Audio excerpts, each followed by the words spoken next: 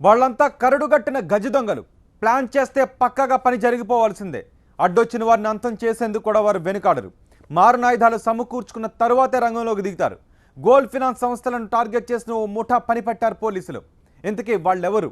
ఈ దొంగల ముఠా ఎక్కడి నుంచి వచ్చింది?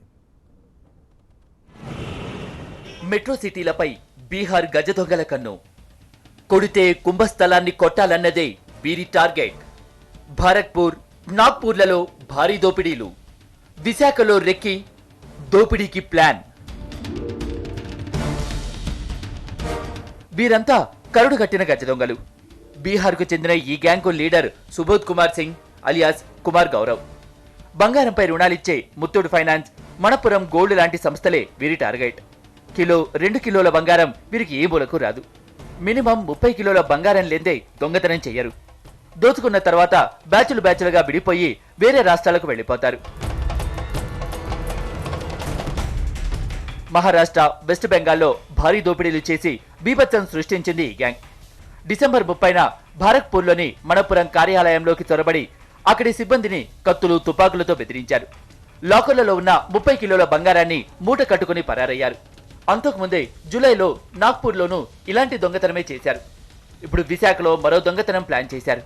కానీ ఈలోపే పోలీసులకు చిక్కారు. 30th డిసెంబర్ 2016 బ్యారక్పూర్లో మానాపురం గోల్డ్ కంపెనీ వాళ్ళ బ్రాంచ్లో ఒక 5గురు లోపలికి ఎంటర్ అయ్యి అందరి దగ్గర కూడా పిస్టల్స్ ఉన్నాయి. అండ్ బయట కొందరు వేరే ఇతరులు ఉన్నారు. ప్లస్ ఒక 2 మోటార్ సైకిల్స్ తీసుకొని వెయిట్ చేస్తూ ఉన్నారు. సో వీళ్ళు అక్కడ ఉన్న స్టాఫ్ని, మేనేజర్ని అందరినీ బెదిరించి అక్కడ నుండి 30 kgs ఆఫ్ గోల్డ్ దొంగిలించుకొని తీసుకొని వెళ్ళడం జరిగింది. దీనిపైన వెస్ట్ బెంగాల్ పోలీస్ వారు స్పెషల్లీ బ్యారక్పూర్ సిటీ పోలీస్ మనం అలర్ట్ చేయడం, దానిపైన మన ఏరియాలో కూడా మనం time to time lodges, guest houses, hotels ఇవి కూడా సర్చ్ ఆపరేషన్స్ కండక్ట్ చేశాము. మన విశాఖపట్నం సిటీలో, ఇంత పీస్ఫుల్ సిటీలో చాలా సెన్సేషనల్ డెకాయిటీ జరిగేదాన్ని మేము ప్రివెంట్ చేయగలిగాము. ఈ బిహారీ గజ దొంగల మోడస్ ఆపరాండియే వేరు. బ్యాచులుగా వస్తారు, వేర్వేరు చోట్ల బస చేస్తారు, మారణాయుధాలను సమకూర్చుకుంటారు. విద్యార్థులు, ఉద్యోగుల్లా నటిస్తూ ఒక్కొక్కరు ఒక్కో స్టైల్లో రెక్కి చేస్తారు. బంగారం తాకట్టు పెట్టే సంస్థలతో పాటు భారీగా లాకర్లుండే జాతీయ బ్యాంకులపై కన్నేసి సమాచారం సేకరిస్తారు. వన్ ఫైన్ డే కత్తులు, తుపాకులతో వచ్చి మొత్తం దోచుకుపోతారు. ఇప్పుడు వీరి టార్గెట్ విశాఖపై పడింది. ఇప్పటికే విశాఖలోని ముత్తూట్ ఫైనాన్స్, మణపురం సంస్థలపై రెక్కి నిర్వహించారు. రెక్కి పూర్తయిన తర్వాత ఆపరేషన్ దోపిడీ స్టార్ట్ చేసేందుకు సర్వం సిద్ధం చేసుకున్నారు.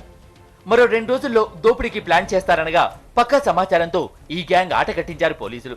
వీళ్ళ మోడస్ ఆపరేండి ఏంటంటే ముందుగా ఎక్కడ వీళ్ళు డెకాయిటీ చేయాలనుకుంటారో అక్కడికి ముందుగా ఒక 2-3 వెళ్తారు.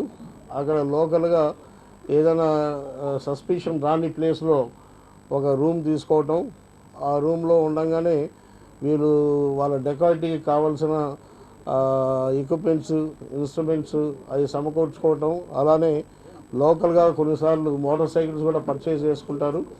ఇందులో కూడా ఒక కొత్త మోటార్ సైకిల్ బజాజ్ పల్సర్ మాకు దొరికింది.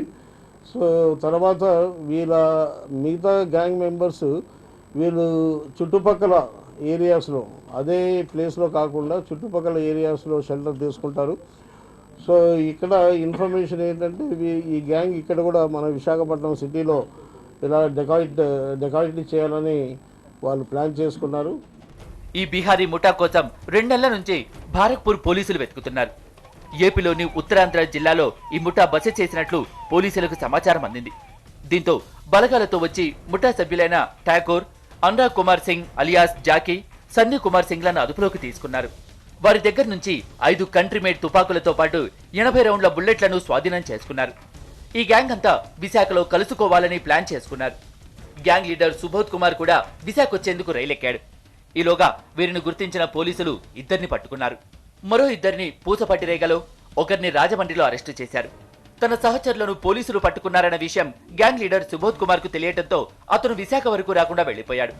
ఆ గ్యాంగ్ నుండి 2 ఇక్కడ షెల్టర్ తీసుకోవాలన్నారు. సో వారు ఇక్కడ మిగతా గ్యాంగ్ మెంబర్స్ కోసం వెయిట్ చేస్తున్నారు. తర్వాత వీరి వద్ద